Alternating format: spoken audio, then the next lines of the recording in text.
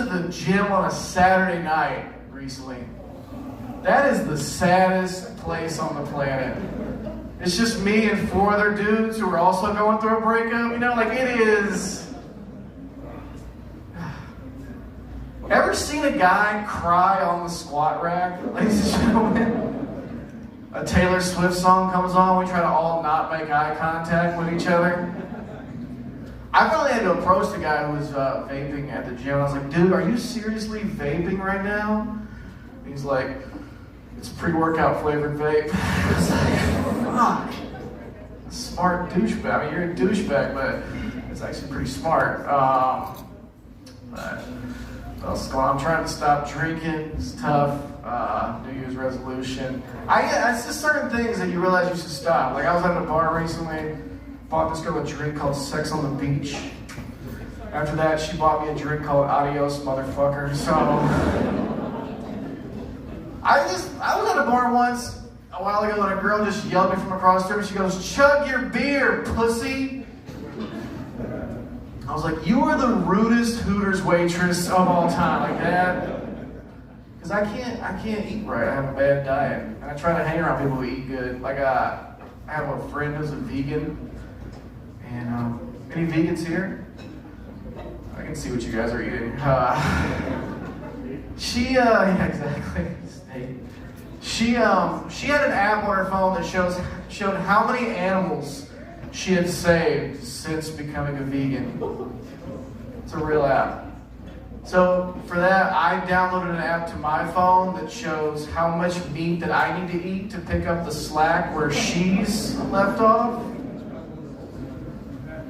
It's called the McDonald's app. You guys heard of this by chance? You guys like McDonald's here? You guys eat at McDonald's?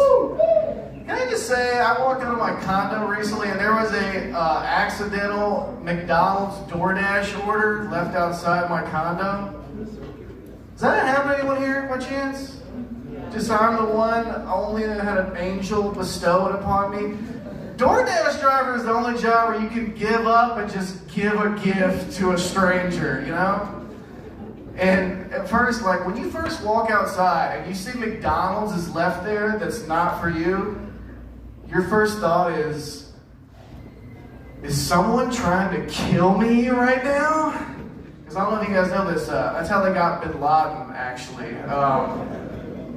You only have curry so many days in a row. You put some fresh fries out front, you're gonna get sniped. And I was like, oh shit, I ended up grabbing it, tiptoed back into my condo, like a guy going into a massage parlor at midnight, and I ended up air frying the McDonald's. Does anyone here ever air fried fast food? I gotta be honest, it's kind of like reusing a condom. Hear me out, guys, all right? In the moment, you're like, this is disgusting. But afterwards, you're like, that got the job done. Actually, I'm going to bed full and no one's pregnant, so. All right, condom jokes, too much for this crowd. What else? It's New Year's, 2026. I feel like the American dream has changed in 2026, ladies and gentlemen. I think now in 2026, the American dream is to get hit by a Waymo. I think I can take a hit. I really do. They drive around very slow. Who would you rather get hit by? This guy after he's had 3 IPAs? Or a computer that drives the exact speed limit at all times? I think I can take the hit. I really do. And by the way, it'd be like, Josh, why'd you let that Waymo hit you? I'd be like, it's actually a part of a first-time homeowners program I'm a part of. Just trying to get a townhome out in Santan Valley, actually, and this is a part of the requirements. But no, I feel like they drive, they're very soft, you know? They just drive. Even if I see a Waymo reversing, I just run behind it and flop like an NBA player. I'm like, it hit me! I can take the hit. I drank a lot of milk as a kid. I can take the hit. I don't know. By the way, if a Waymo hit me, I wouldn't bankrupt the company. I changed the business model a wee bit. You guys are loud. All right, sorry. It's okay. This isn't a TV, I'm just right here. I'm talking about getting hit by a Waymo, ladies, all right? You're beautiful, both of you. You guys ever been hit by a car? All right, you guys ain't got no fucking money. Let me get over here. I'm not gonna bankrupt the company. I'm gonna change the business model. We're gonna call it Joshmo, and it's gonna come by, and it's gonna have an interlock on it, and you're gonna blow on the interlock. And if it blows to 0.0, the Waymo drives off without you. All right? You can only get in a Joshmo if you got a DUI. Anyone here? All right, fuck you, jeez, you guys. All right, that's my time. You guys ready to start the show? You guys ready to laugh, have some fun? All right. First comedian coming to the stage, very funny. You guys are gonna love her. Go ahead and start clapping right now for Miss Quota.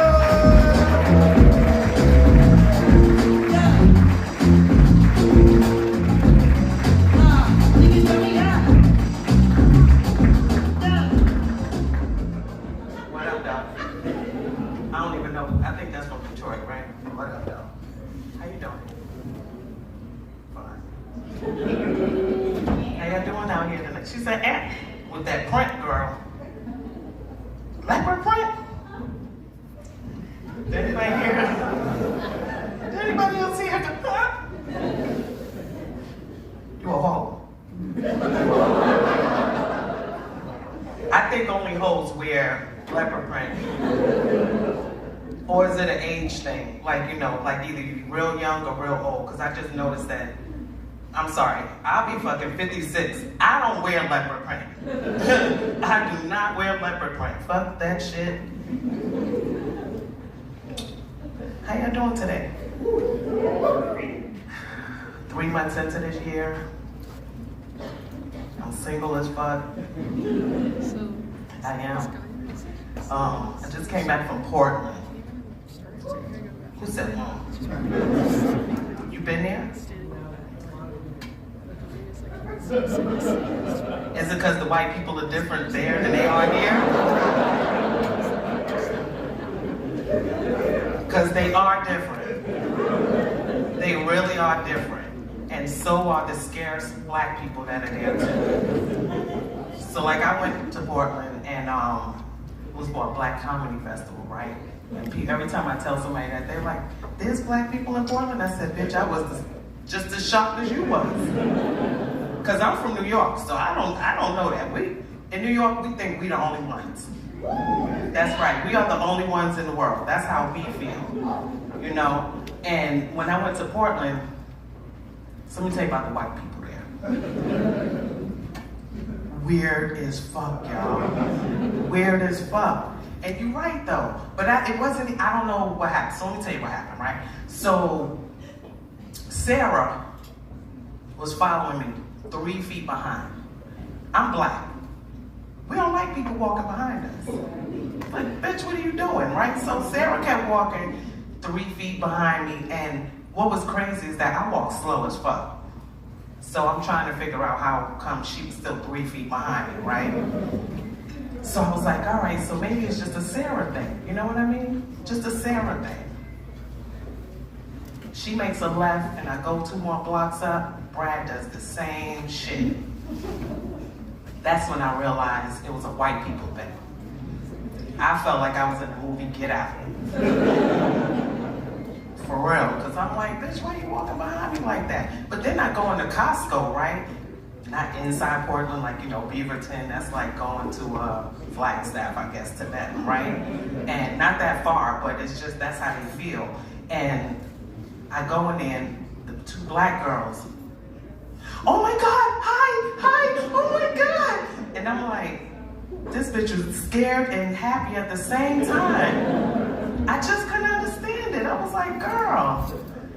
So I told the white people that I did, you know, talk to. I said, y'all need to have more family reunions so the black people know that y'all exist out here, because they don't know that they exist out there. You know what I'm saying? A little bit about me. I am from, like I said, New York. And you better stop whistling, sir. Whoever whistles, you can get it. I just said single as fuck. And so you know, like that's what I'm saying. Like I'm from New York, and certain things you just, you know, just be chilling with, right? So like my friend, you always know something when somebody tells you, right? So like my white friend Kelly, with a Y, she was like, Quota, you're black.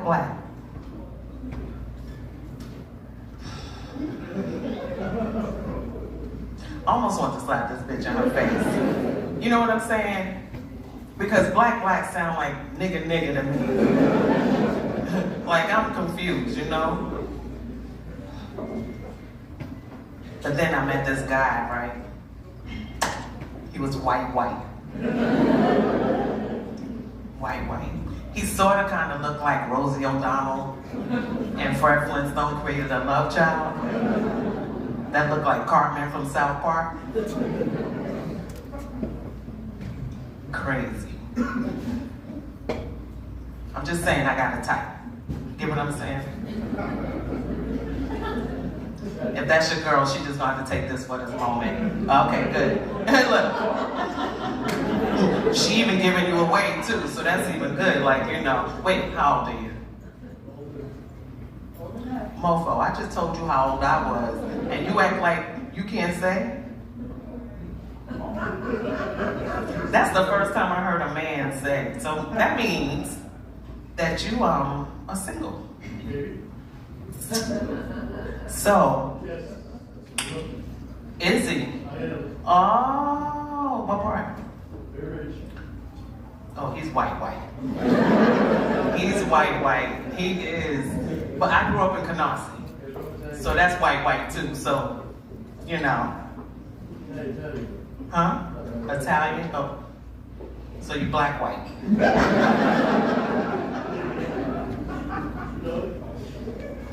I like that.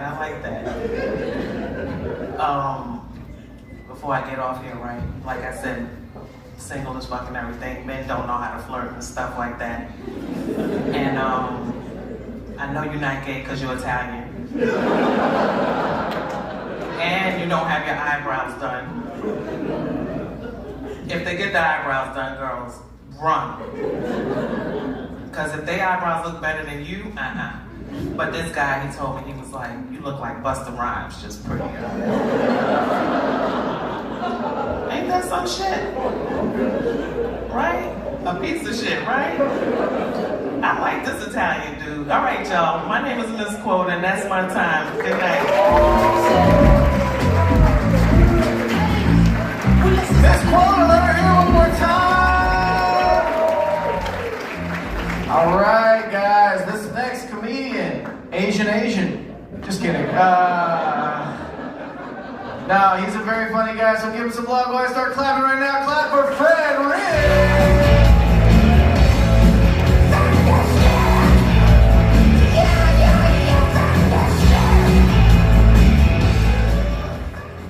Hello, everyone. How are we? That was so sad. You gonna try again? Yeah, okay. How is everybody? How are we? Thank you. It's nice to be here. I'm super stoked. I am. Where are my short kings at? Where are we at, guys?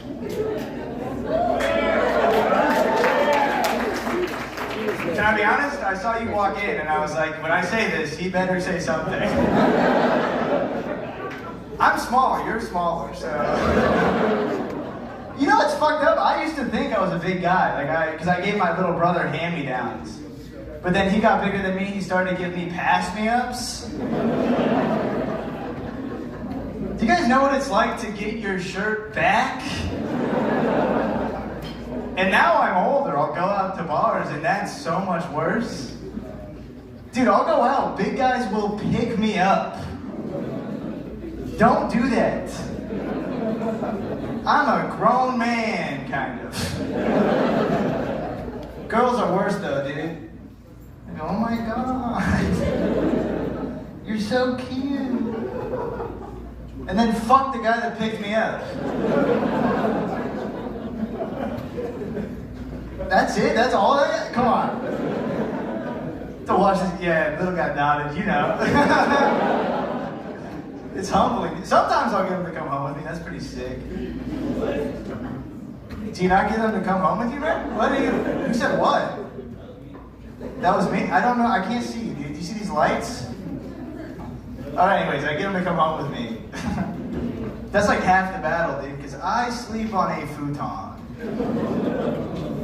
Yeah, nobody's impressed by that. She came over one time and she was like, I'm not having sex on that couch. And I was like, 1 second. What about a bed, huh? And then we had sex.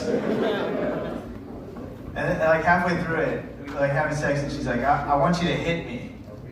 And I was like, no. She's like, come on, hit me. So I went, She's like, come on, dude, hit me like a man. And I didn't know what to do, so I just came. I'm like, it's like, stand the fuck up, now I'll hit you. I was looking you in the eyes before.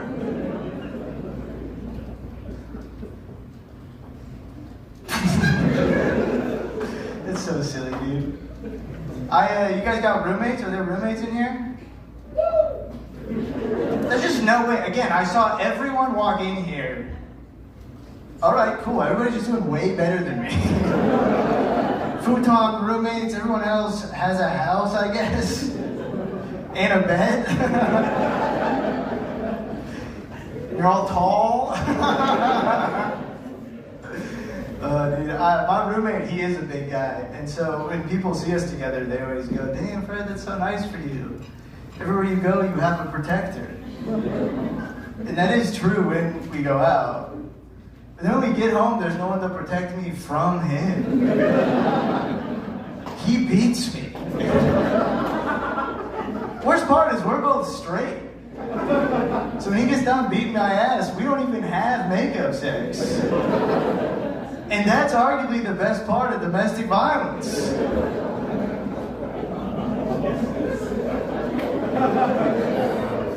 Woo! Yeah, dude, you beat your wife.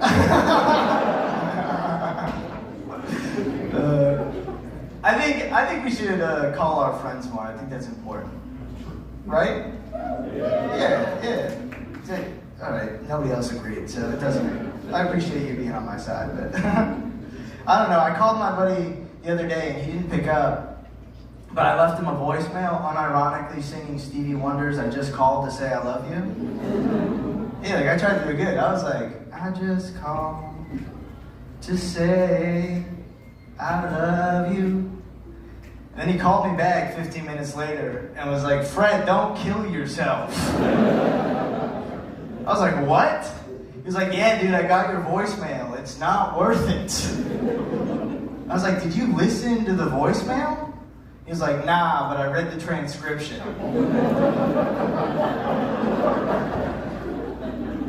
I don't know if you know how that song goes. If it's not sung to you, it reads like a suicide note. I just called to say I love you. Called to say I care. Mean that from the bottom of my heart. But I was like, Max, we haven't talked in 4 months. If I were gonna kill myself, I wouldn't call you first. You're gonna find out on Facebook like everybody else. Hang up, listen to the voicemail, call me back, it'll make sense. So he hangs up, calls me back.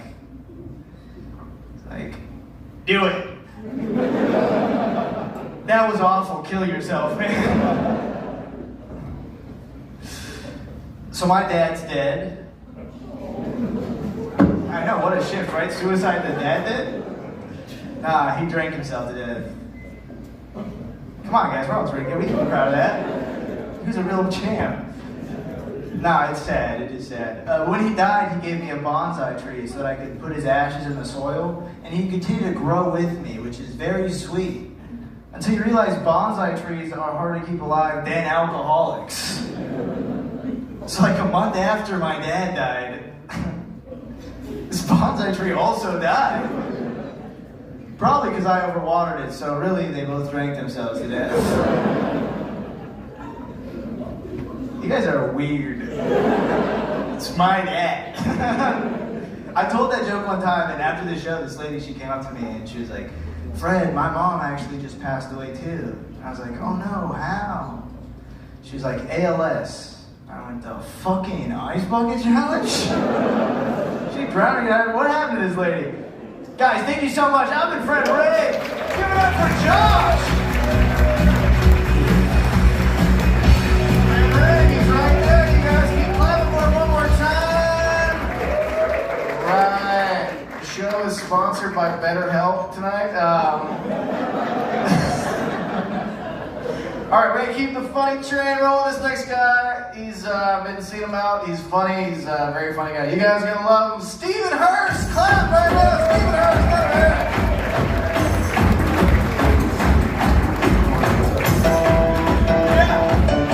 All right. How's everybody doing tonight? Good? You're gonna get asked that probably 5 or 6 more times for the rest of the night. Everybody's gonna do it. So, kind of a fidgety guy. I like to hold the microphone, but I do like to have the stand close to me. Makes me feel closer to my mom. So we both had a job with a pole and a stage. Yeah, I had a crazy mom. I don't know if anybody else has that problem. Both of my parents were kind of strange. My mom was the first person that introduced me to cross-dressing. At the age of 5. Yeah, she sent me to school on opposite day dressed as a girl. Which wouldn't be so bad. It's actually kind of a funny idea. I was for it. Didn't have a problem with it. Problem was, she sent me dressed in a black and purple polka dot skirt, a tank top, and knee-high socks. She didn't dress me like a girl, she dressed me like a hooker on Hollywood Boulevard.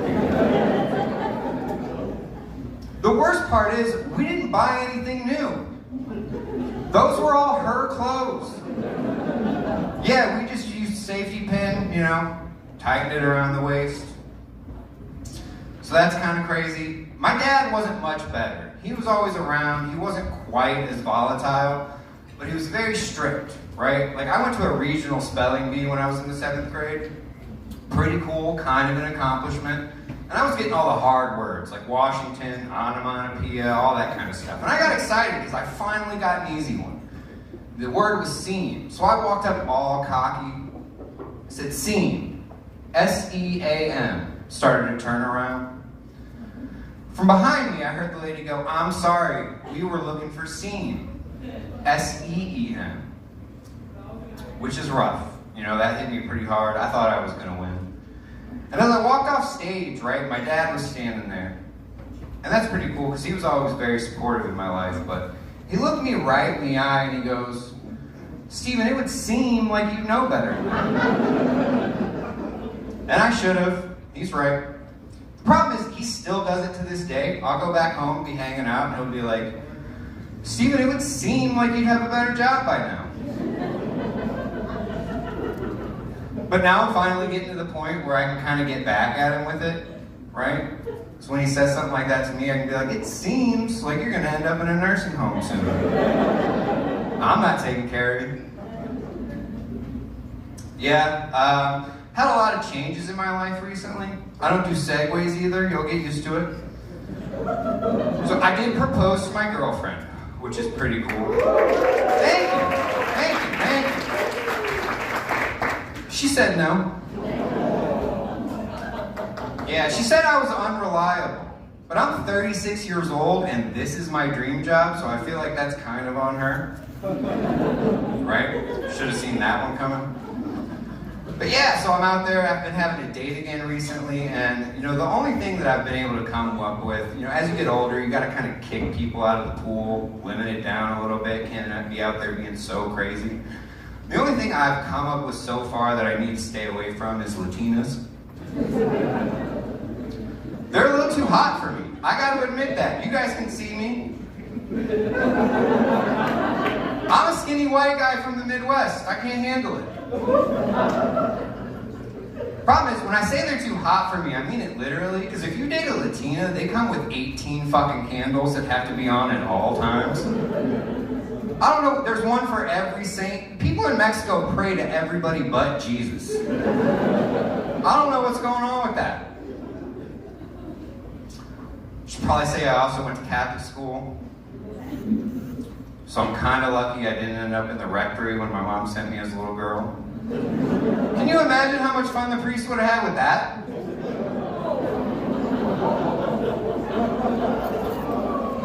I wouldn't have made it back. They would have sent me to the bishop's meeting.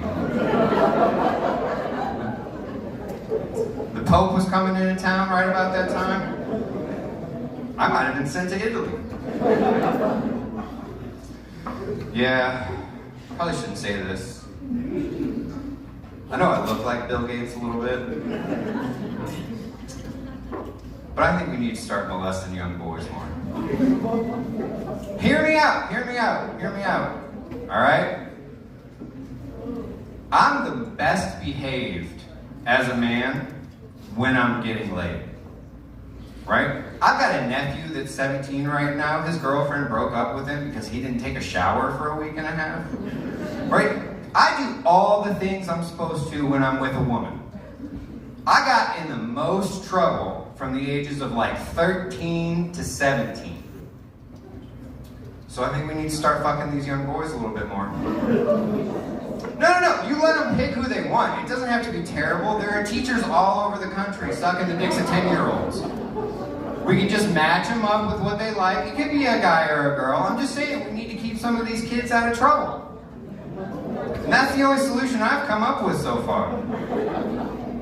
All right, that's my time, everybody. Thank you very much.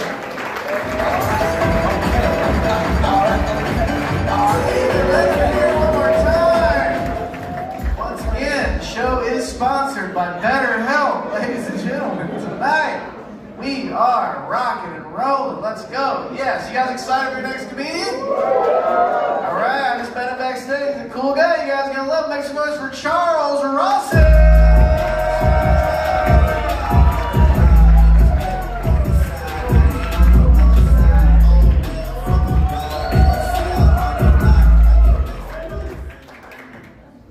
Yeah, so let me tell you why I'm here tonight.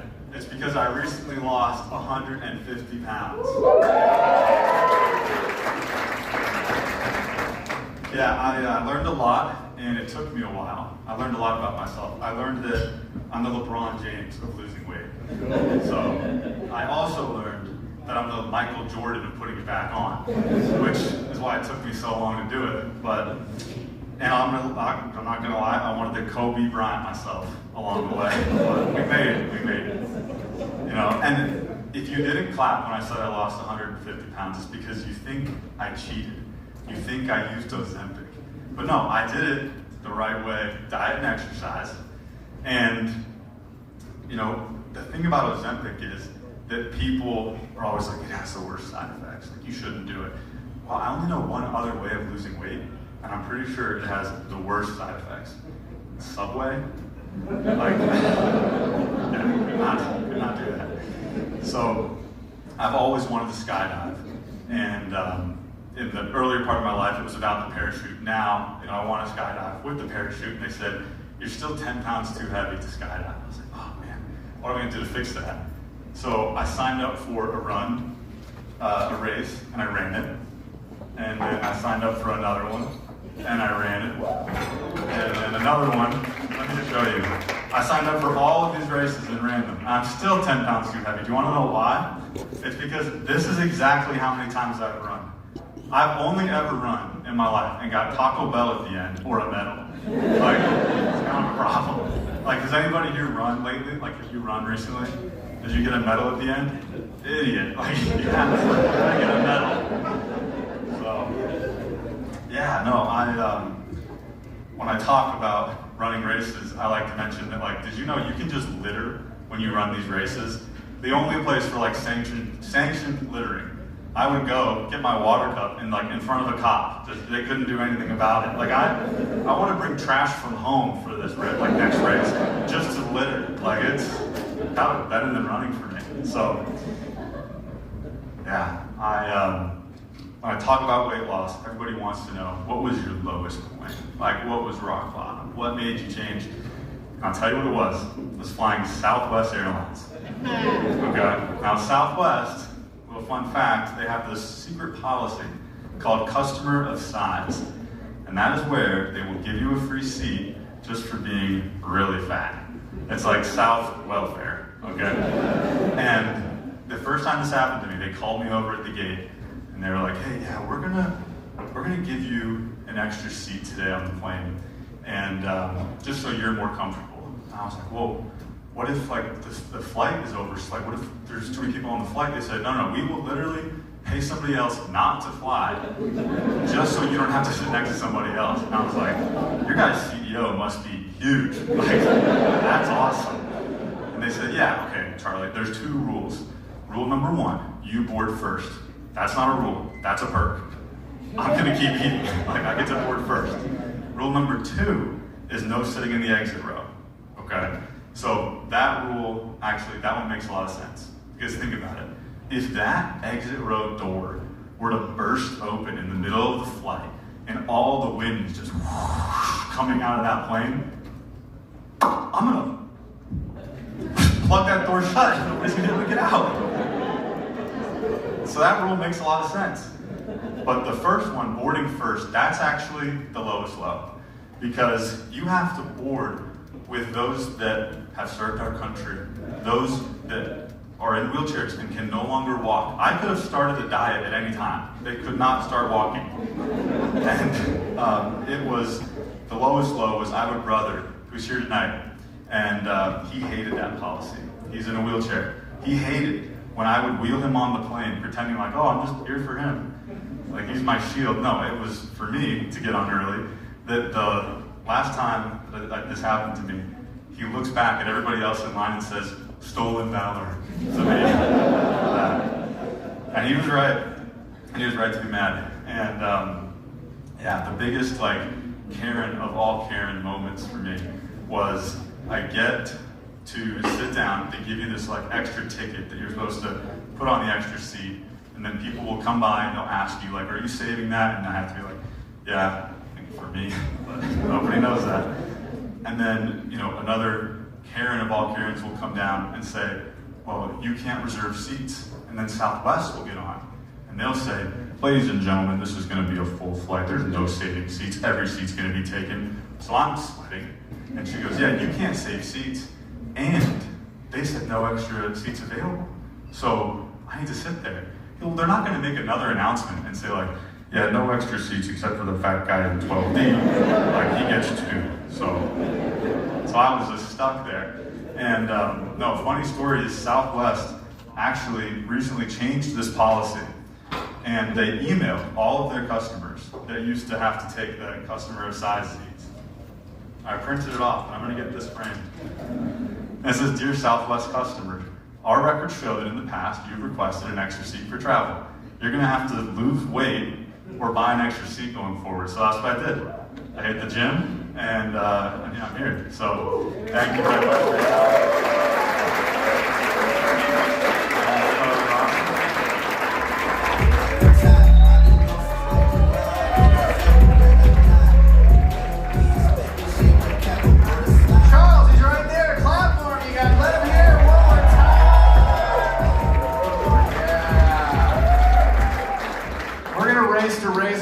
After the show, bitch. We'll see who gets there first.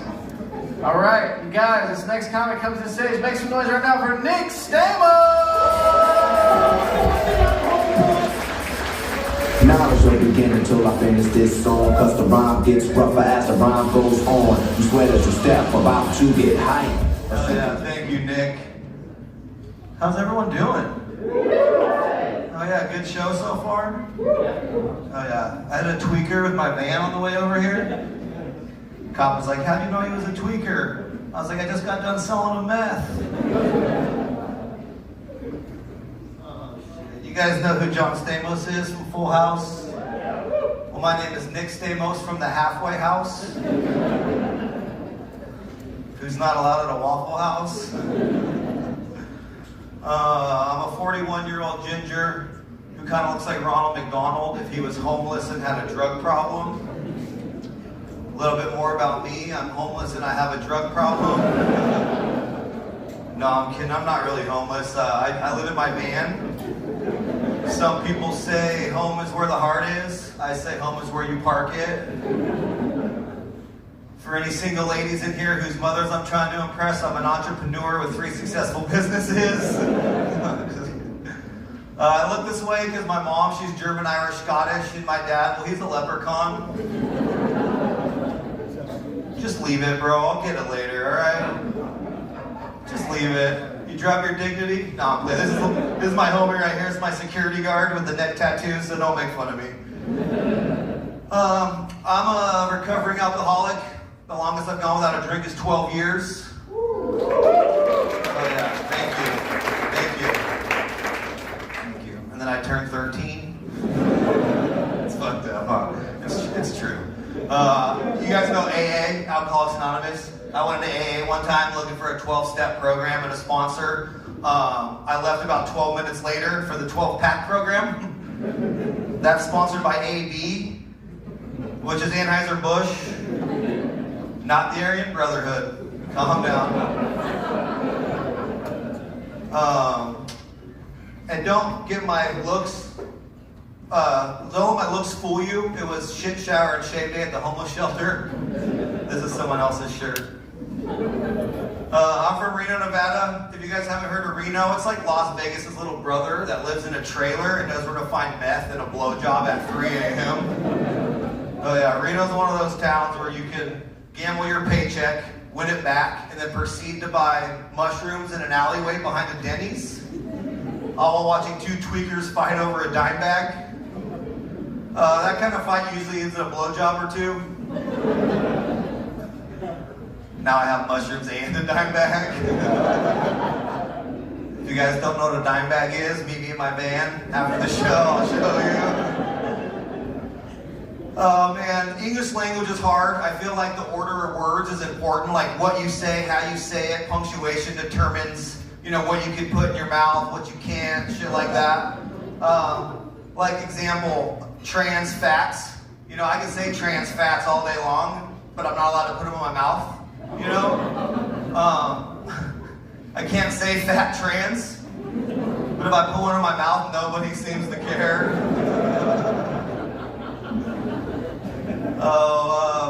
Growing up, I wasn't the smartest kid. Misunderstanding words was kind of fun. Like, you guys know what a carabiner is for rock climbing? Ropes go through it and stuff. I always just thought it was a Mexican healthcare worker.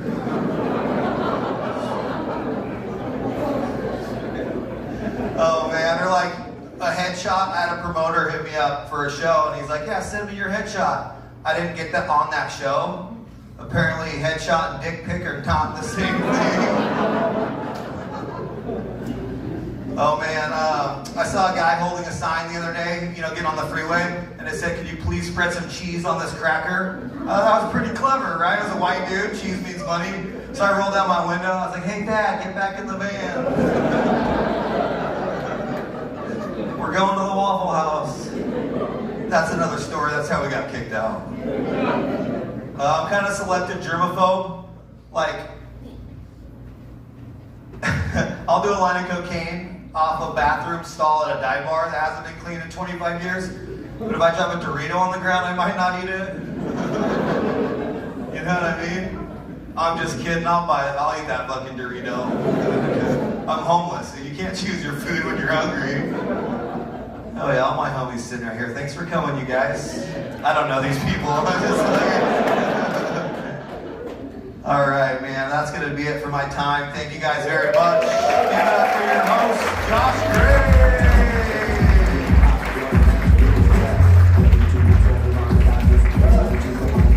Hey, Nick Stamos right there, you guys. You see that secret handshake right there? Yeah, that guy's my youth pastor, actually. All right. All right, you guys, we're keeping this thing going. You guys are good. You guys are having fun, right, Mr. Fuck yeah, you're rocking and rolling, Mr. Italiano. Yeah, Mortabella. All right, you guys are gonna love this next comic. Make some noise for Prior James.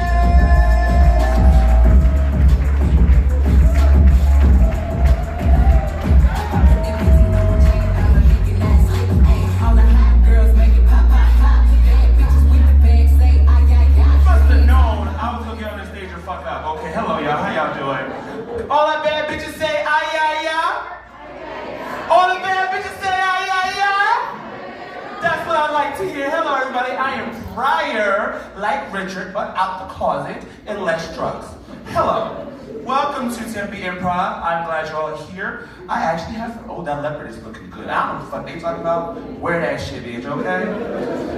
They wildin'. Leopard is not for the gay, not for the old, not for the fat, not for the, it's for whoever wants to wear it. If you are confident, baby, be confident, okay? Okay. Now, I'm here to let you ladies know these men are trash. That's all I'm here for, let you know. I had 6 months before I got on stage. Today's my first time on stage in actually a year and a half, to be honest. But 6 months before I allowed myself to get up in front of people because of a damn nigga. Not my nigga, but a nigga. I do event work. I work with kids, adults, old people, who people like to have fun. I work festivals. I just finished working. Shit, what was that festival this weekend? Innings Festival. No, Extra Innings Festival. Anybody go to that? You guys went to that? No? Child, y'all should have. That shit was lit. I have another story, but that's not for today. Today we're going to talk about the reason why relational men aren't made shit. So, when I was in New York, I was supposed to go see family, supposed to do a job at work golf ball, and then I was supposed to go to Bonnaroo in Tennessee. And I had somebody I was talking to in Chicago at the time. However, in Tennessee, the job got canceled on day 2, which was the Friday. I'm sorry, guys. I apologize. I didn't tell you anything about myself. I'm from New York. I'm not from the white area, Canarsie. I'm not from, what was that Brooklyn area I heard earlier?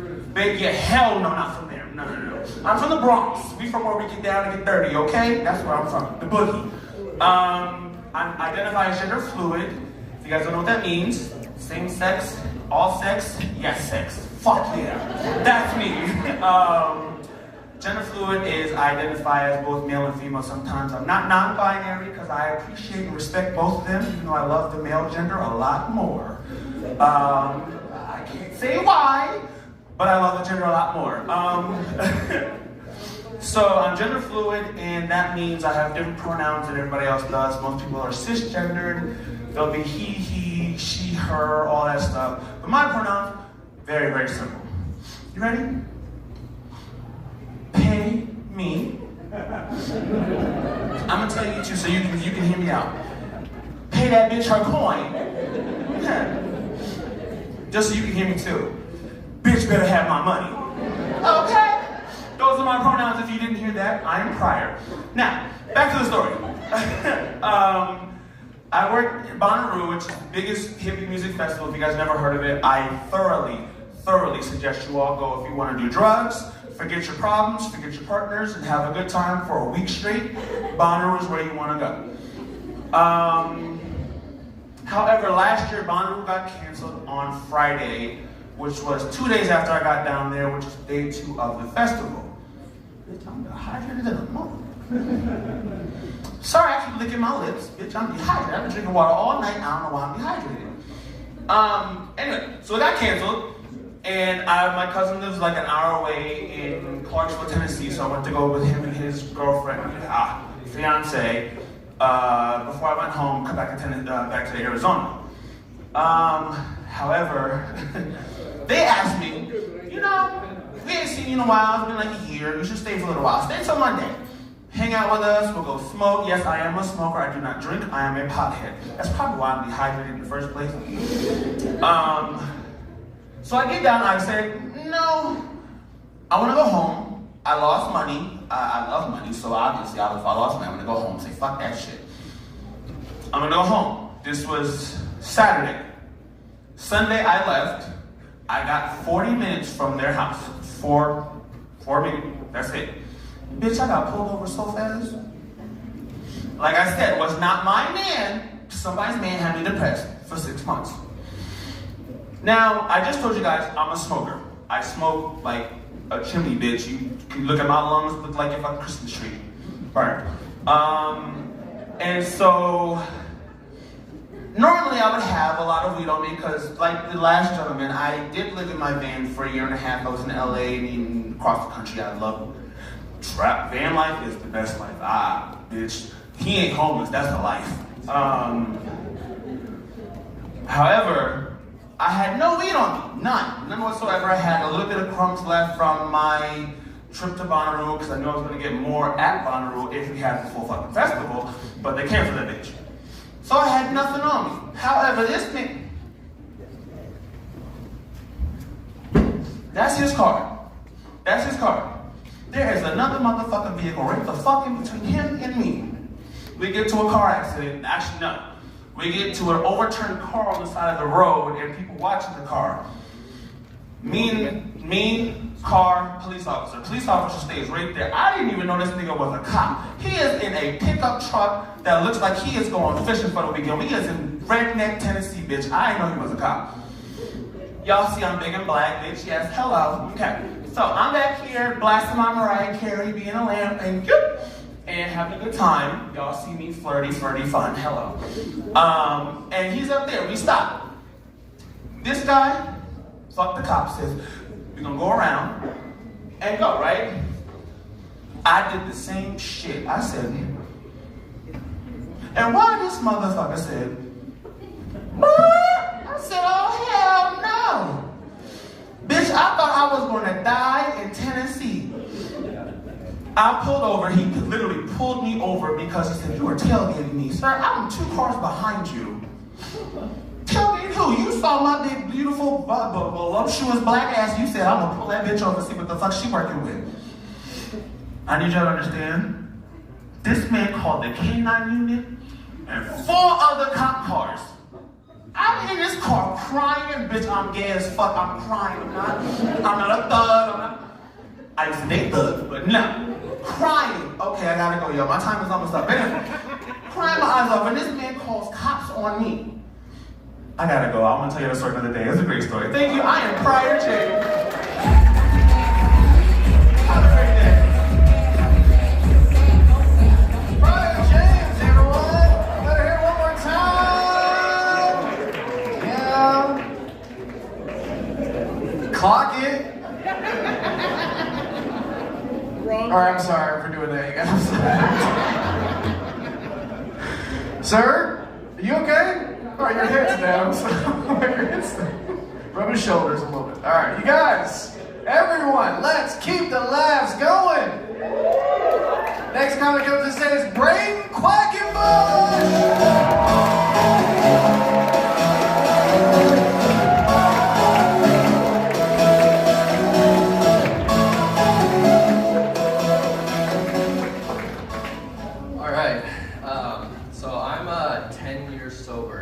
Completely no drugs, alcohol. Yeah, thank you. 10 years this month. So, you know, anniversary. For me, I had to stop. It was a problem. It was getting dangerous. I'm lucky I survived that time. There was a dive bar I was at in Mexico one time. Dive bar, really sketchy security guard, as you'll find out, gave me some really sketchy marijuana that I immediately smoked and proceeded to see fluorescent starfish fly out of the bay. For the 2 or 3 of you in here who haven't smoked weed before, that's not supposed to happen. That's an abnormal reaction. Kids nowadays, I think, Four Loko. They think they know Four Loko. They're like, yeah, Four Loko's still around. I drank pre-FDA approved Four Loko. Some of you remember the Four Loko that was like, the FDA was like, y'all gotta stop, people are getting hurt. It was bad. We lost some good people to Four Loko. I think kids nowadays, I hear they put wine in glasses, drink wine out of the glass. Back when I was drinking, there was bags. And we'd go out to the ASU pool parties, middle of June, hot bag of wine. I would kneel in front of that thing, and they would open a spigot, and I would try to catch as much of that wine as I could. And just in case I got a little bit too much in my mouth, somebody would be there ready to slap that bag. So no matter what, I ended up just covered in sticky hot wine in June in Arizona.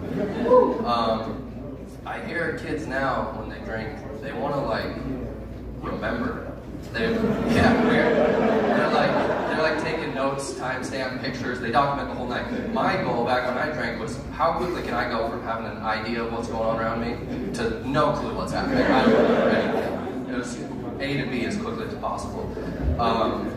I hear now ASU is known for innovation. It's like the school of innovation. When I went there, the only thing we were innovating was bad decisions and STDs. That's all was being innovated. Things are starting to change. Kids today have no idea. It's a lot.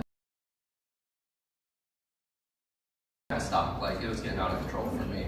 So I was in Vegas one time, and like all my bad decision days, it started with like 6 Coronas at a blackjack table before 10 a.m. So I'm already going, we're rocking and rolling, right? I go back up to the room, a little lighter in the pocket, of course, and one of my friends, there's 4 of us in a room in Las Vegas, pulls out a bag of psychedelic mushrooms. None of us had ever done mushrooms before, but I'm 6 beers deep, so I'm like, unsupervised in Las Vegas. When's a better time to experiment with psychedelics? Let's do this. So he takes it out. One of my friends was an idiot and was like, I'm not doing this. He just wanted chicken tenders. He was just like, I just want chicken tenders. He ordered room service, chicken tenders came in. The other 3 of us proceeded. Don't ask me, like, how many grams is it? No clue. It wasn't the recommended dosage. Way too much, just handfuls. He's ordering chicken tenders. We're just like, mushrooms. Okay, so we start walking through the casino. For those of you who haven't tried mushrooms before, there's a reason it's called a trip. It's like you're on another planet. Things are talking to me that shouldn't be talking. Lights become an experience. They're not a thing. They're now like it's. So I walk out towards the Las Vegas Strip, and I want you to imagine for a second what's the worst possible thing as I'm tripping outside of my mind to walk outside and see. Any like guesses? Anybody? Who said Optimus Prime, Spider-Man, and Jigglypuff? Yes. Yes. That's crazy that you picked that out. I thought I was hallucinating. Turned out these were street performers, I found out later. So I saw them and went, nope. And I walked back to the safety of my room as quickly as I could. So now I'm in my room.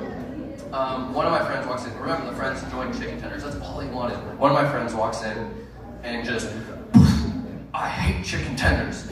I know for a fact this man loves chicken tenders. And he goes into the bathroom. I noticed a painting I hadn't thus far noticed. It was speaking to me. It was above the bed, so I climbed up on the bed, and I'm learning the secrets of the universe from this painting. It was speaking to me. And so I'm painting, guy in the bathroom. Other friend sits by the window. Okay, so if you're in Las Vegas and you're going to try shrooms for the first time, don't get in an adjoining room. It seems common sense. We didn't think it through. This is the point of my set. So as we're sitting there, a woman comes in, complete stranger, through the adjoining room. Picture this, chicken tenders everywhere. I am up, hugging a painting, eye contact with this woman. My friend at the window had been kind of humming. He looks over his shoulder at her, and he's going, he thought he was an airplane. He thought he was an airplane. It was crazy. And then at that precise moment, my last friend walks out of the bathroom, butt naked. The biggest, blackest chicken tender dangling this woman's ever seen. And that was the last time we were allowed at the MGM Grand in Las Vegas. So some of you can enjoy your drinks tonight, adult beverages. Congrats to you. I was never one of those people. So thank you, and have a good night.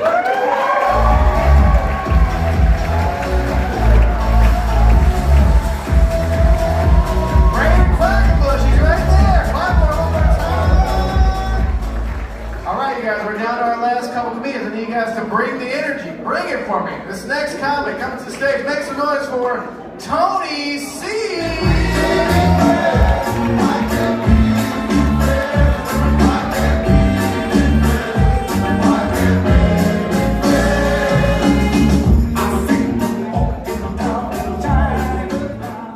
Man, maybe if we played that song, huh? Oh man, alright, let's party. Anybody else on their second drink, 2-drink minimum? Anybody else partying? All right, man. I heard 2-drink minimum. Last time I heard that, I was at a strip club. I got excited for a second. Oh, maybe first. Anyways, normally at strip club, there's a 2-drink minimum sign. Under that, I saw it said special Lactation Stripper Saturday. I asked the bouncer, it's like, do I gotta get my 2 drinks from the bar, or can I just get a quick, you know? Quick 1, 2, I'll jump for it, 2. The second one went that way, I can't catch that one. All I know is that they had Nesquik, I bring a glass, some cookies, be a good time. All right. I'm hanging out, I'm coming out from Flagstaff. One thing we don't have in Flagstaff is strip clubs. Yeah, I know. We got college town, college girls, no strip club.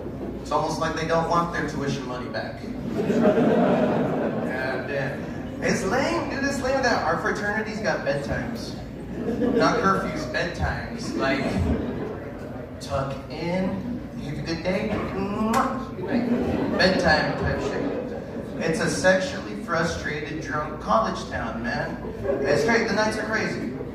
Alright? Got drunk kids yelling out of this window. She broke my heart, but I love her. Got drunk kids yelling out of this window. Shut the fuck up, we're trying to game. All night long with that. I'm just sitting in the bushes trying to watch this girl sleep. And it's all night with that shit, man. All damn night. But that's college shit, man. I don't do that no more. I don't really drink no more either. This a sip. I don't count, it's 2 different things. When I did get drunk, we used to get really loud and belligerent at family get-togethers. You know? Just take a drink. Hey, you're the whore that ruined our family, man. It's you. Not no more. I'm calm, sober. I can make it through the whole meal. And then I'll say, hey, you're the whore that ruined our family. You know what? This tea is fantastic.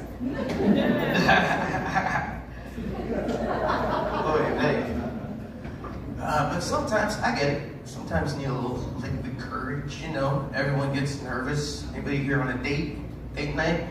No? Cool, I'm single too. Oh, yay! Oh, all right.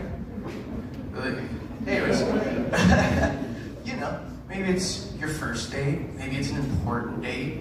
But you need a little liquid courage in you, right? Sit across from someone you love. You want to throw something out there. Maybe it's a special day, you know, little anniversary. You know?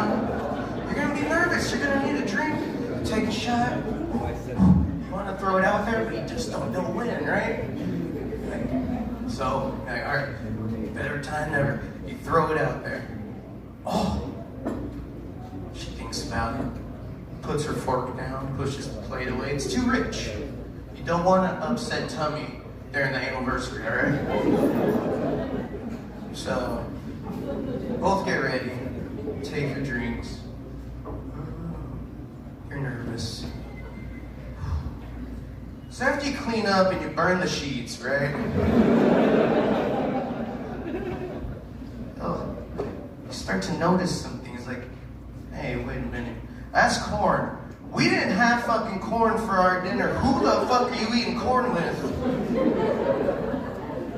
She starts yelling, you start yelling. It's like, oh my God, she leaves. Now you're alone and you're sad. What are you gonna reach for? A water? I don't think so, Scooter, not. Oh yeah, you need something strong in you, huh? Oh, you guys can do all of that sober.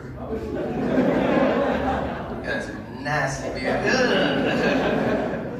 Oh man, anyways, dude. I think that's my time. If not, whatever. I'm Tony C. You guys keep it cool. Careful what you drink, careful what you need.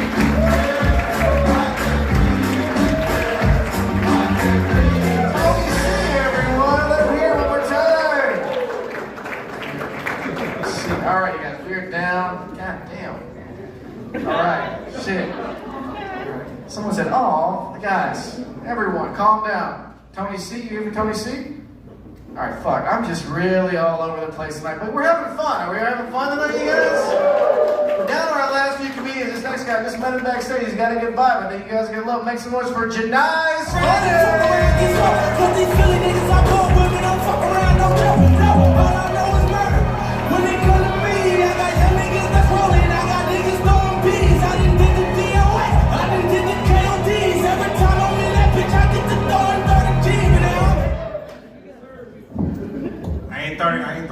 keys. I ain't got that. Gotta stop the song in that part. I can't be coming up here looking, making in line of y'all. What's up, Tempe? What's up? How y'all doing? Y'all good? Damn. Y'all all right? I let my kids to come do this shit. I'm serious. Ain't nobody watching them little motherfuckers. Shit. Fuck them kids. These kids disrespectful as fuck nowadays, man. My son is 8. I'm so mad at this little motherfucker. He 8 years old, right? He won't let me help him with his homework because I got a GED. Y'all know I almost called this nigga a little motherfucking nigga. I was so upset. I wasn't upset that he told me that. I was upset because he was right. I didn't know none of that shit. One time he came up to me though. He came up to me and said, "Hey Dad, I need help with my homework." I got excited, right? I thought this was my time. I thought this was my opportunity to shine. Like, I'm gonna show this nigga some GED education. You talk shit about me, yeah. What's up, son? What's up? What's going on? You can talk to me. I can talk to you. You cry. I can cry. Whatever we gonna do, we gonna do it together. What you need? I know I'm nervous. Let me do it, please. What you need, son? You gonna stop me? But like, no. Call my mom. You don't know none of this shit here. I was so mad, I didn't know what to do. So I kicked him out of my motherfucking house. Gonna sit up here and tell me I don't know fucking minuses and pluses. Motherfucking embarrass me in front of my dog? Shit. Little motherfucking goddamn. These kids are soft as hell too. Gonna scrape and then wanna go to the hospital. What type of shit is that? We ain't never went to the doctor. We used to get in trouble for getting hurt. My mama, damn, look at you, I broke your damn neck.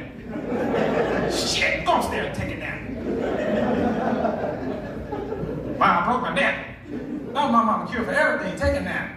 Shit, we couldn't even call CPS in my damn neighborhood in my time. We tried to call CPS, CPS showed up and give us another ass whooping. God, thought y'all was on our side. It's fucked up. Damn. So I just started smoking weed to deal with that shit. I'm feeling good about it though. I'm making a lot of mistakes with it though. I'm stopping my weed from white people. For real, y'all, I don't know what the fuck y'all smoking. You don't need to get that high. Motherfucker, y'all ain't got that kind of problems to be smoking this kind of shit. So whatever shit you got, this nigga gave me some shit called no shit. I thought it was a joke. I said, no shit, all right, let me try it. I said, why the fuck is it called no shit? He said, because when you smoke it, you don't know shit. Let me hit that shit one more time. Let me try that shit. Nah, but y'all ever got too motherfucking high before? Yeah? I know all y'all did. This whole group over here. Everybody, yo, I'm too fucking high right now. Nigga, I thought we was at the library.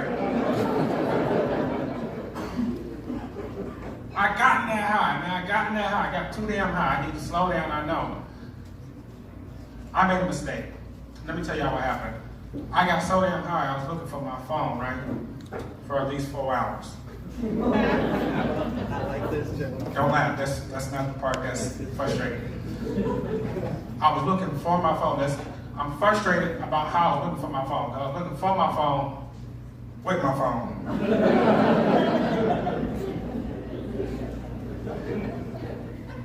Nigga, I'm using a flashlight on my phone and shit.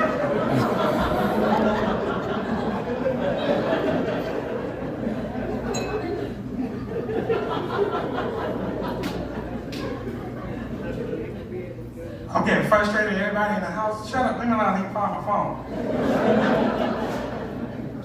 I'm putting a Facebook post.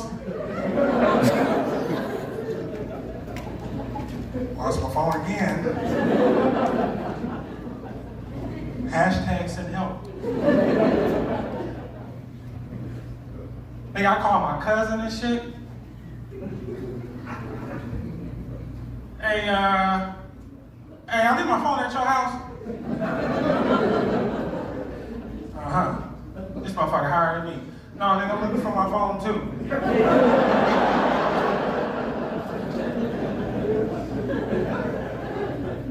How long you been looking for your phone? Oh, about 4 hours. I'm looking for my shit for 4 hours too. When you find your phone, call me. When you find your phone, call me. We both got the same damn problem. I don't know how your shit look. I'm gonna send you a picture of my phone.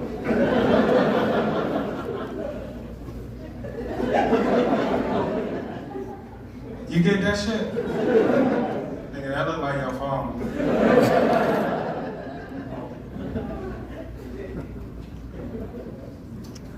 Y'all good crowd though, man. Y'all good crowd.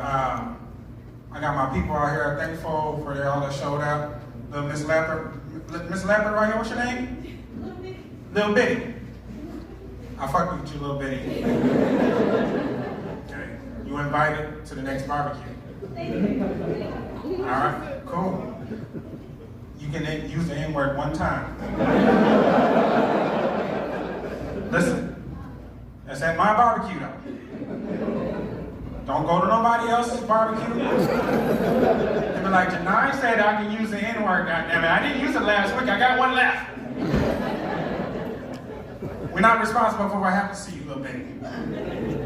Just saying. But anyways, thank y'all all for laughing and having a good time with us, man. My name is Janai. I go by Janai's Funny. Y'all been a good crowd. I believe that's been my time. I'm gonna let the next comedian come up here. This too good, baby. When I see all the crowd, I'm like, real nigga, what up? Real nigga, what up? If you ain't about that Guys, funny, he's right there. Clap for him, guys. Keep clapping for him.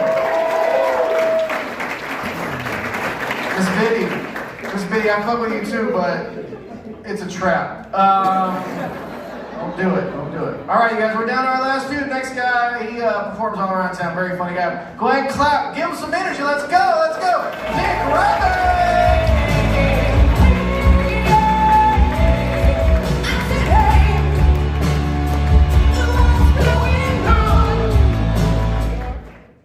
Thank you. Little Bitty? Who's that? You? I thought you were black.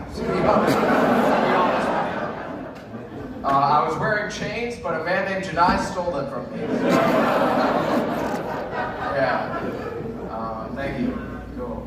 My name is Nick Ryback. My full name is Nicholas Paul Ryback. Isn't that some bullshit? Looking like this.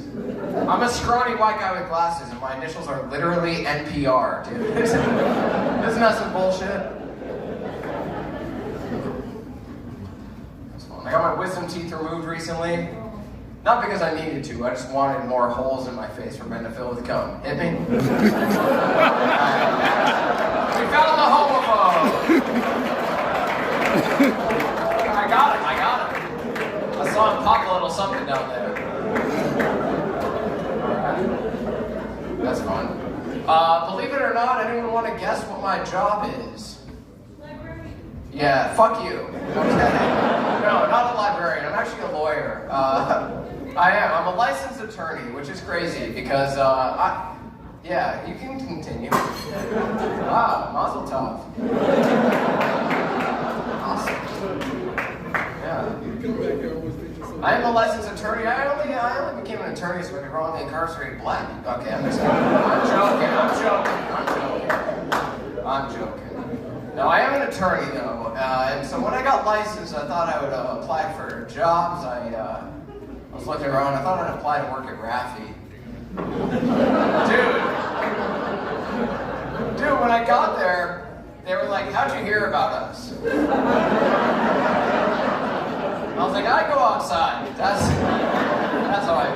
Dude, I didn't even fucking get the job there. That's the worst part. And my friend was like, "Hey man, you'll forget about it." I was like, "Forget? No, reminded. Every 30 feet, actually." So, fuck you. Raffi. I don't even know what that guy is, but I'll find a slur to call him.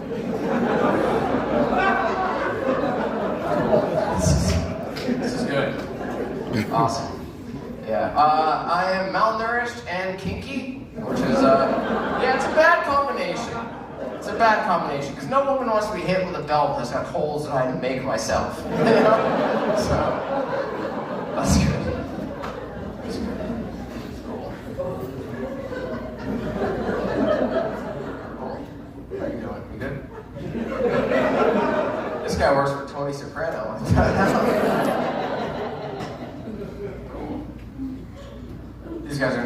after the show. So, yeah.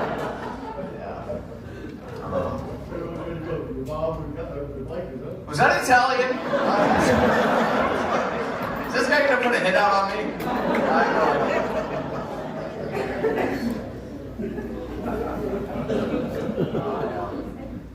You guys use condoms in here? You guys like condoms? Like them hit? Yeah, boo from the frat guys. The Turning Point table does not like condoms. I got this guy again. No, I don't like condoms because I have to apply it. Because condoms, you got to roll them on and then they stop at the base of your penis. The problem is when you take them off, they don't roll back to their original shape. They occupy and stay the same shape of whatever it is that they just were covering. So when you take a condom off, it's just an up-close visual representation of how small your dick truly is. And I was thinking, I was curious, I was like, how much condom is left? Dude, a lot of condom was left. And so I got curious and started unraveling it to its fullest extent. Look, if you got a small dick, don't do that, okay, dude? It was like a magician pulling a handkerchief out of his sleeve. It just kept going and going. And it was in front of my girl, too, so it was like, hey, if you thought me coming fast was hot, you're gonna love watching me unravel 3/4 of what you could have had. That's cool. I am Jewish, I know. I've been trying to find a doctor to remove it from my blood, but they haven't found that technology yet. No, I am Jewish. My father's Jewish. My mom's Catholic, so I'm technically half Jewish. And so, because of that, I was able to go to Israel for free. I was able to go to my birthright program, and I was always thinking because I'm half Jewish that I could get away with saying Jew jokes, and I would say them on stage, and afterwards people would come up to me and they're like, "Hey man, you can't say that. You're not really Jewish." I'd say, "Okay, fair." And then I was able to go to Israel for free because of birthright, and I had the opportunity to get bar mitzvah out there. So I did. Not because I care about the religion. I can just say Jew jokes with impunity now. And no one can stop me. So now when I say Jew jokes, I'm like, hey man, you can't say that. I'm like, I'm sorry, where'd you get bar mitzvah? Cleveland, Ohio? In the United States? Yeah, try the motherland, bitch. I outrank you in Jew hierarchy. So, cool. All right, I gotta get out of here. Encore! What? Okay. I guess look at the people what they want. So a lot of comedians, they have their own problems and they have their own struggles, like emotional abuse, physical trauma that they've encountered. A lot of artists in general. And I never experienced that because I'm straight and white and privileged, luckily, to never have experienced that kind of stuff. But I came very close, right? My best friend in the whole world tried to kill himself, and it just broke me. And so when I got the call, I hopped on the next flight out to see him, and I ran up to his hospital bed immediately. And I went up to him, and I held his hand, and I was like, Gabe, I love you, and you're my best friend. But I'm trying to be a comedian, so could you finish the job next time? Oh. All right, I'm Nick Ryback. I'm going to go relapse. You guys have been amazing.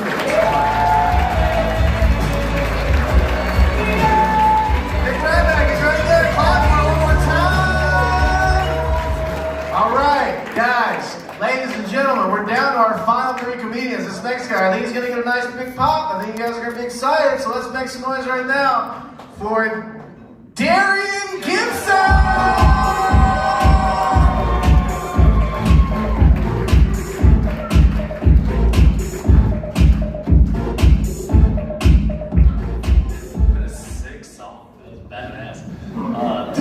So everyone else kind of slyly puts their cell phone right here, but I'm fucking old school, so I got a bunch of paper. And I took a bunch of notes about the jokes I'm gonna write. So when I told my girlfriend, my girlfriend's here. She's fucking awesome. She's super sexy. Oh my god, you're so hot. Anyways, get back to what I was doing. So I'm gonna tell the truth about everything. I'm gonna tell the truth tonight. So the first truth is that, honestly, that is honest, but I don't want to fucking be here at all, dude. it's kind of not that funny. It's not funny. I lost fantasy football, so that's why I'm here, and all I can see is super fucking bright lights. So I can't tell if you guys are genuine when you laugh or not. But anyways, what I did learn from this experience, though, is that fantasy football is kind of fucking gay. Like super gay. And before, like, I know there's probably some gays out there who said, you can't say that, dude, you're probably straight. I'm like 20% gay at least. But just hear me out before you like get crazy like that. Is that so I met up with these dudes. It's the first time I ever did fantasy football. Does anyone else here do fantasy football? Like, just one of you guys? Yeah, look, right, there's 30 of you guys right here. Anyone else? No? Alright, you're straight. So there's like 12 dudes, we all meet up, and we're wearing a jersey with another dude's name on our back, and then we're fucking looking up dudes. Okay, so also I forgot to mention, some of these fucking dorks over here had laptops with spreadsheets that have like random mock drafts, like fucking that's just crazy, dude. And we're like talking about other dudes' emotions. Like, for example, at one point, and again, I'm telling the truth about everything. So at one point, someone brings up like, oh, Christian McCaffrey has fucking weak knees and his grandma's on hospice. Guy's gonna be too emotional. He's playing too emotional. I'm not gonna do it. What? So gay. But no, dude. So I'm like, literally, and I promise this is the truth. While they're all on their spreadsheets like idiots, I'm literally thinking about, I wonder if I could get 2 espresso martinis instead of 1, and I have 1 big espresso martini. And then my buddy, that's gay, right? But my buddy Cole says, hey, fucking, you're up to go. Like, hurry up. And I'm like, oh shit, like, all right, I gotta dial in. ChatGPT was doing it all for me at this point. This side. Anyways, about the gay stuff. Anyways, so yeah, what else? So I'm just kind of talking about my life, but like, what else? Chill out. What else is a joke about my life? I'm gonna turn my notes over. Notes. Oh yeah, I forgot to tell you guys, I'm 31 years old. I have a 16-year-old son. Thank you. But it's kind of crazy because he's now like the same height as me. He's like if you just like copied and pasted me. Same height, he hit the gym now, he's getting a little bigger. So sometimes he puts me in timeout, which is kind of fucked up. But I can fight a little better than him, so he still is like, can I put him in timeout? That is a true story. And as I was walking out the door today, I was like, hey, wish me luck, motherfucker. He was like, yeah, no. I was like, all right, whatever, dude. You're dumb. Is it not cool to laugh at your own jokes? I'm gonna do it anyways. So I debated talking like with my own self about what we do for work, and there's like 13 of us here. So we are firefighters locally, but it's not as cool as it sounds. But no, so we are firefighters locally, and some of the cool parts about this job is like sometimes gravity gets super strong, right? And then like Meemaw falls down, and then you gotta help her up, and then you might go to a fucking ripping house fire after that, and it's tight, so you like go do some gangster shit. Few and far between. But in between, dude, you're just talking to each other hard, like as much as possible. You learn so much shit, dude. But we're like, I guess I've been doing it for like 7 years, and I think I'm kind of fucking stupid for the most part. we can probably all agree, right? So anyway, so like, I'll give you an example. So my buddy, we'll call him Frog, he told me the other day, we were cooking dinner, right? It was super busy, running calls and stuff. Now we're cooking dinner and we're seasoning this chicken up and shit. And he's I'm not even joking, this happened like 3 weeks ago. He goes, hey, you know birds aren't real, right? And I was like, dude, like, exactly, like, that's what I'm saying. Like, what the fuck did you say? Like, yeah, bro, they're drones by the CIA that go up on the fucking, they go up on the power lines and just recharge.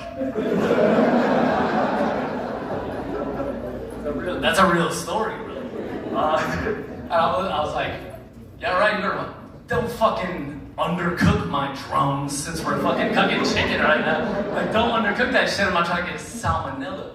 But then I walk around the corner where you can't see me, and I'm like, oh shit, dude. I've seen humans explode on fucking power lines, but not any birds. Why do they not explode? Like, now I'm starting to get in my head a little bit. So I go home the next morning, fucking like just a zombie because we're up all night, and I go home to my beautiful girlfriend, and she's so sick, dude. So I tell her this dumb shit, and she's so cool. She just goes, "Okay, babe." I'm like, "Yeah, no, the drones and the CIA and stuff." She's like, "Okay, babe. Check my notes real quick. Fuck that, I'm done with that." Yeah. So, anyways, I go home and tell her that shit, and she's like folding laundry or something, right? Probably. Nah, I do all that shit. That's the dumbest joke anyone's ever made. I fold the laundry. She hates that shit. But yeah, she's like, "Okay, babe." I'm still contemplating. So obviously, after I tell her all this cool shit, she wants to make love to me. Right? So I tell her all this cool shit. And she wants to make love to me probably. And because she loves a dude who's informed about stuff. And so after I was informing her hard, we make love a little bit, and it goes like, it's like a mean like 30 seconds, right? I'm new to the premature ejaculation. So, I know it's tough. But anyway, so 30 seconds goes by, it's fucking mean, dude. It's real hard because I'm an athlete. Then I roll over, I cry a little bit. She pats me on the head because she's supportive. And so I go back to the bathroom, and I'm like, thinking about some shit. I'm like, oh my god, dude. I go back to the window, and I'm like, there's like fucking 4 or 5 drones out there on a power line, dude, just watching me, like reporting my newly diagnosed premature ejaculation to the CIA. And that shit's fucked up. Anyways, guys, thank you so much. Thank you, boys. Who would have thought I'd be good at this shit?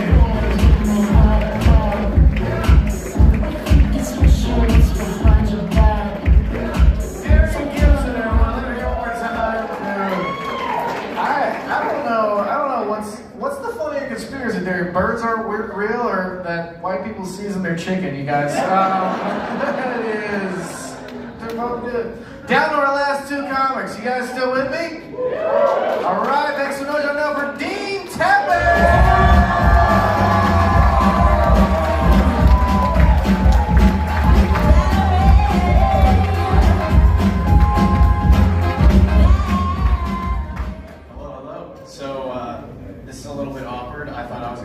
Fantasy football guy out here tonight.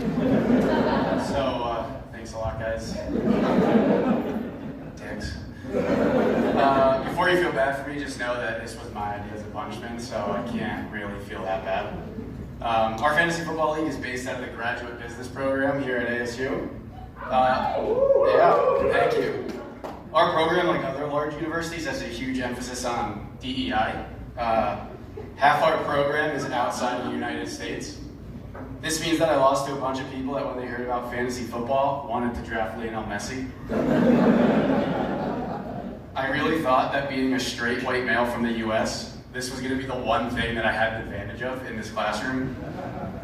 That's all right, guys. We still have cutting the grass, watching Fox News, surviving traffic stops, and storming capitals, so we still got some stuff. My classmates speak Spanish, Portuguese, Swahili. I speak ESPN. My only DEI quality is that if I flap my ears hard enough, maybe I can fly.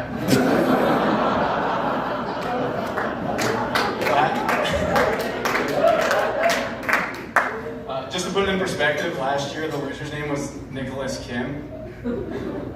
He's from New Jersey. I don't know why you guys laugh. Which I'm also from New Jersey, which is funny because New Jersey is literally the birthplace of football. They hosted the first game in 1869. But I guess that New Jersey football name doesn't really carry the same weight ever since Ray Rice got in that elevator. Before I came to ASU, I went to school at Virginia Tech. Going from Virginia Tech to ASU is sort of like playing 18 seasons in the NFL for one of the best franchises, winning 4 NFL MVPs, 1 Super Bowl title, and 10 Pro Bowls, only to join the Jets, play 3 snaps, and then tear your Achilles. But in my case, my Achilles heel was syphilis. I came here for 3 letters, MBA, I ended up with STD. You think that 150,000 students and all this innovation ranking, somebody would have invented a product that actually works for safe sex? But maybe we can all be like one of my classmates, Dan McDonald from Utah. He never had to worry about an STD. Instead, he soaked his way into a wife and 3 kids.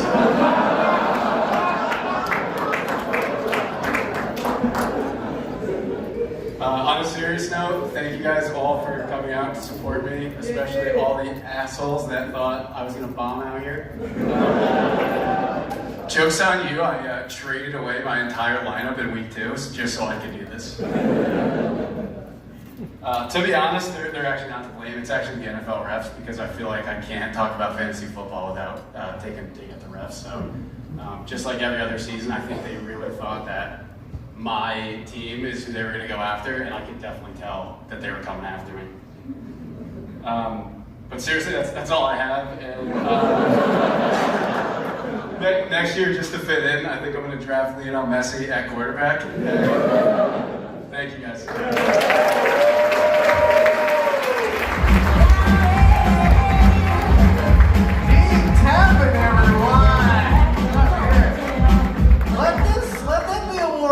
To everyone here tonight, you will end up on this stage if you draft Kyler Murray as your quarterback in fantasy football, ladies and gentlemen. All right. Sports, people won't give a shit about sports here. All right, you guys, are we ready for our last comedian of the night? Very funny, gentlemen. Go ahead and start clapping. Keep clapping for Michael Dinsmore.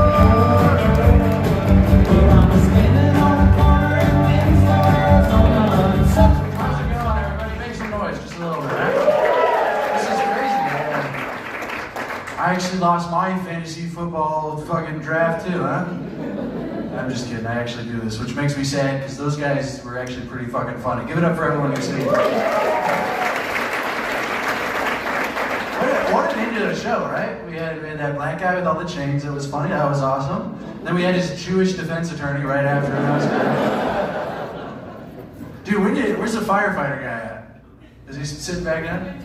He went to the bar to get drunk. It's exactly how I want people that are fucking saving my life to be. That's great. Dude, when did firefighters turn into fucking frat dudes? Yeah, I was kind of look gay too. That's the other thing I didn't really like. Can you imagine your house is burning down and some guy's just like, I'm here to save you. I'd be like, let me fucking burn, actually. I'll let you touch me. Out of this fire with some allegations, what will happen? It's just been fun. Give it up for the wait staff and everybody who helped. Guys, I'm originally from Winslow, Arizona. Do you guys know where that is? A few of us do. It's a small town in northern Arizona, if you don't know where it's at. I think every small town has like its weird thing. I think our weird thing in Winslow is that, believe it or not, we had a 9/11 monument in Winslow. Alright, we're all just gonna react like that's completely fucking normal? Okay. In a town of 6,000 people, we had a 9/11 monument. Never forget, we were the last people to fucking know, okay? Firefighters, you guys like that one? Was that alright?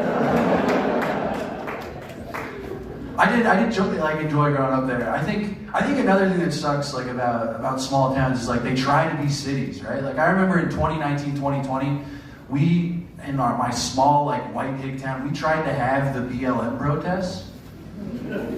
And we only had 12 cops, you know? So the whole thing just turned into an airing out of personal disputes, you know? Like nobody was like, fuck the police, but a whole lot of people were like, fuck Officer Aaron, actually. Broke my sister's heart in the 4th grade. I'm about to kill that motherfucker. On the flip side, we only had like one black dude in our entire town, alright? You know, nobody was at the protest like, Black Lives Matter. We were just like, that black matters, dude.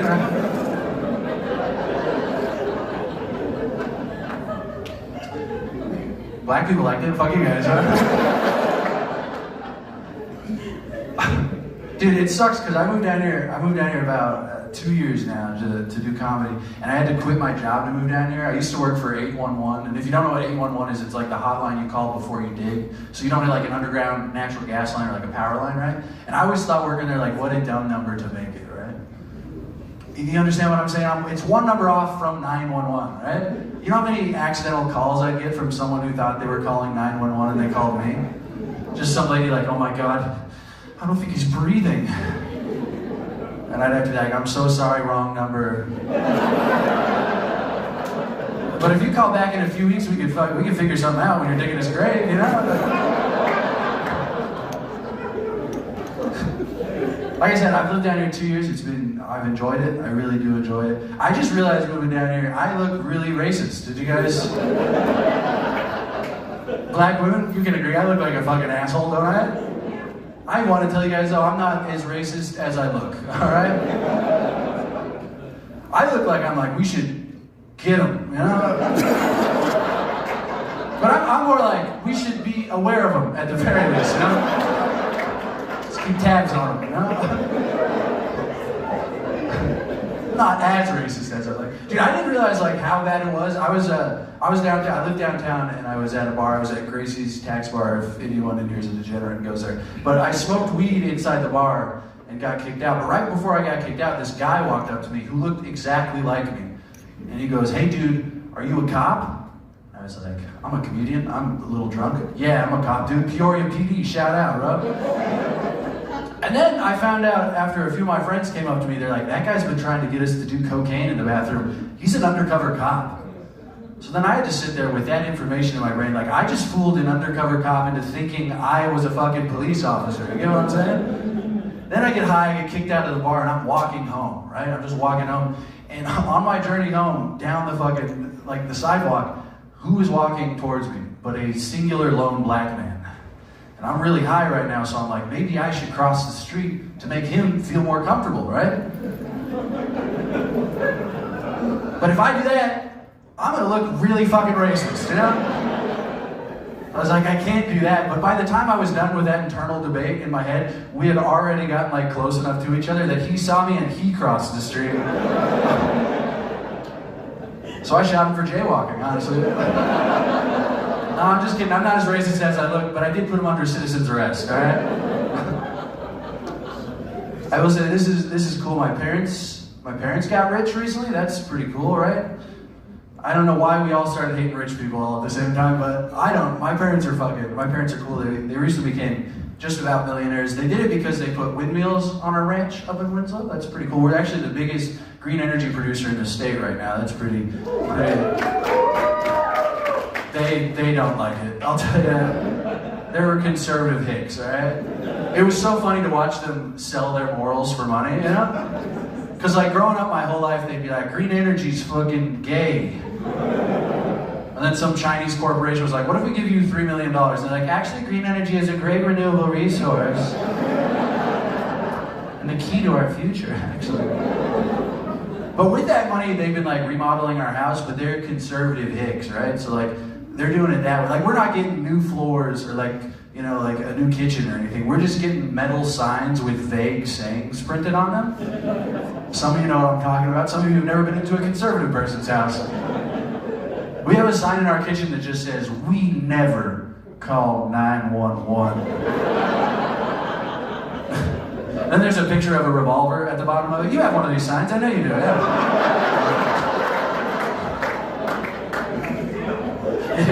You got one too, you got two in the house, you're like, fuck it, we really need to tell them how bad they're gonna get killed in this motherfucker.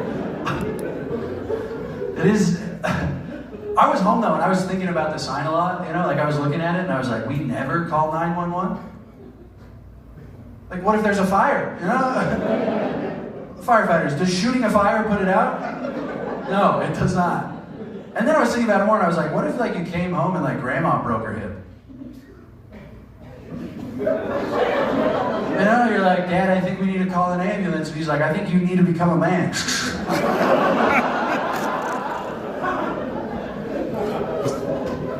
Some of you laughed, some of you acted like I actually shot my grandmother.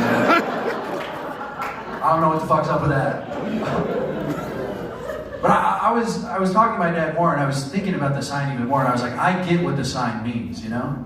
Like I understand the sign. It's like if there's a home invader, if there's a trespasser on this land, we're gonna shoot him, right? And I was like, okay, but like, even after you shoot that guy, you're still gonna fucking have to call 911.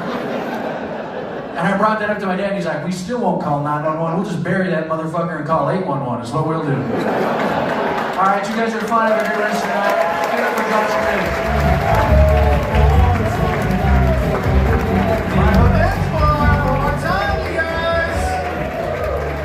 You guys are a great crowd. Thank you for supporting live comedy. Come back. Go to the Tippy Improv's website. If you know somebody, newfaces@gmail.com. Thank you so much. Get home safe. Have a great night.